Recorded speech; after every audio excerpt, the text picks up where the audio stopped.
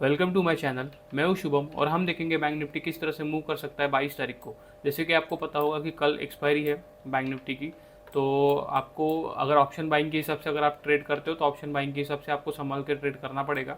Next expiry में trade लो और option selling के हिसाब से आप इसी एक्सपायरी में ट्रेड कर सकते हो। जैसे कि मैं ऑप्शन सेलिंग करता हूँ तो मैं करंट एक्सपायरी प्रेफर करता हूँ, बट ऑप्शन बाइंग अगर मैं करता हूँ तो फिर मैं नेक्स्ट एक्सपायरी में ट्रेड करता हूँ। जैसे कि हमने पिछले एनालिसिस की वीडियो में डिस्कस किया था, अगर गैप डाउन अगर ओपन होता है तो अपसाइड के लिए हमें ट्रेड एक देखना है।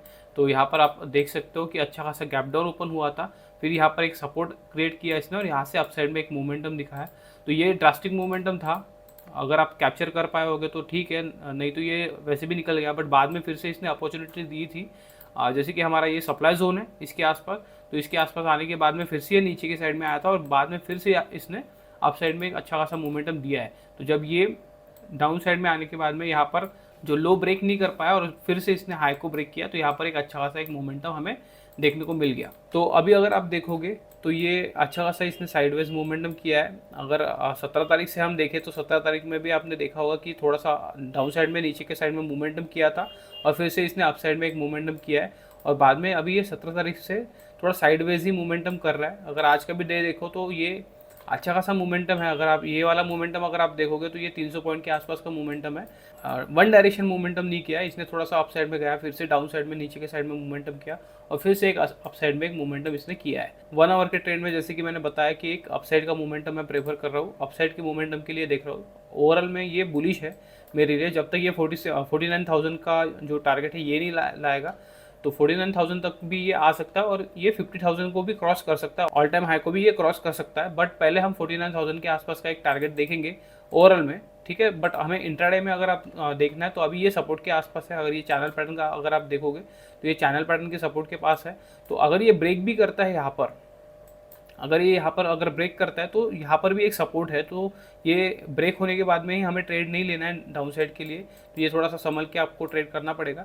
और यहाँ पर अगर आपको देखना तो एक सप्लाई जोन यहाँ पर है अभी भी, ठीक है। ये सप्लाई जोन के पास में बहुत देर तक टाइम पास किया है, तो ये वीक हो चुका है। तो कल के दिन अगर इसी के आसपास अगर ओपन होता है तो हमें देखना है कि कुछ अपॉर्चुनिटी अगर मिलेगी तो उसके हिसाब से हमें एक अपसाइड के लिए ट्रेड देखना है, ठीक है। अगर गैप डाउन अगर ओपन हो जाता है फिर से कल, गैप डाउन ओपन होने के बाद में अगर देखना है तो फिर हमें अपसाइड के लिए ही ट्रेड देखना है, ठीक है। डाउन साइड में हम कोई इंटरेस्टेड है नहीं। अगर ये डाउन साइड में चला भी जाएगा तो भी हम डाउन साइड में कोई ट्रेड बनाएंगे नहीं। गैप डाउन अगर ओपन होता है तो अपसाइड में हमें ट्रेड देखना है। इसी के आसपास अगर ओपन होता है तो हमें अपॉर्चुनिटी फाइंड आउट करना है और बाद में फिर अपसाइड के लिए एक ट्रेड बनाना है।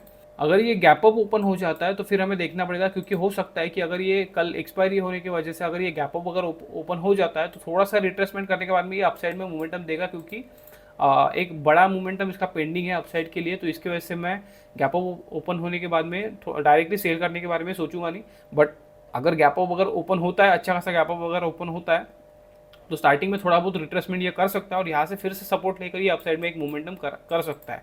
तो उसके हिसाब से हमें गैप अप अगर ओपन होता है तो डाउन साइड में सेल की अपॉर्चुनिटी नहीं फाइंड आउट करना है, ठीक है। पहले हम देखेंगे कि इसको नीचे आने देंगे, उसके बाद में फिर एक अपसाइड की अपॉर्चुनिटी देखेंगे, या फिर अगर ये डायरेक्टली अपसाइड में निकलता है तो फिर उसमें हमें फाइंड आउट करना पड़ेगा कि हमें अपसाइड के लिए ट्रेड किस तरह से फाइंड आउट करना है। जैसे कि आप देख सकते हो कि अगर यहाँ पर अगर गैप अप ओपन हो जाता है तो फिर हमें फाइंड आउट करना है कंसोलिडेशन वगैरह अगर करता है, उसके बाद में ब्रेक करता है तो फिर हमें अपसाइड के लिए फिर जाना है। अगर ये यहीं पर ओपन होगा तो फिर तो अच्छा ही है, ठीक है। यहाँ पर थोड़ा बहुत ये ट्राई कर सकता है, ये सप्लाई के पास में थोड़ा ट्राई कर सकता है रेजिस्टेंस लेने के लिए और उसके बाद में ये निकल सकता है अपसाइड में। ओवरऑल में तो देखना है तो फिर अपसाइड के लिए ही ट्रेड देखना है। मैं बोल रहा हूँ कि अगर ये यहीं पर ओपन होता है तो भी हमें अपसाइड में ही ट्रेड देखना है। अगर एक गैप डाउन अगर ओपन होता है तो भी हमें अपसाइड में ही ट्रेड देखना है। अगर एक गैप अप भी ओपन होता है तो भी हमें फाइंड आउट करना है कि हमें अपसाइड के लिए ट्रेड लेने के लिए अपॉर्चुनिटी हमें फाइंड आउट करना है, ठीक है। डाउन साइड में कोई हम ट्रेड बनाएंगे नहीं। तो देखते हैं कल किस तरह से ये वर्क करता है। तो आज के लिए बस इतना ही, मिलते हैं नेक्स्ट वीडियो में। Thank you.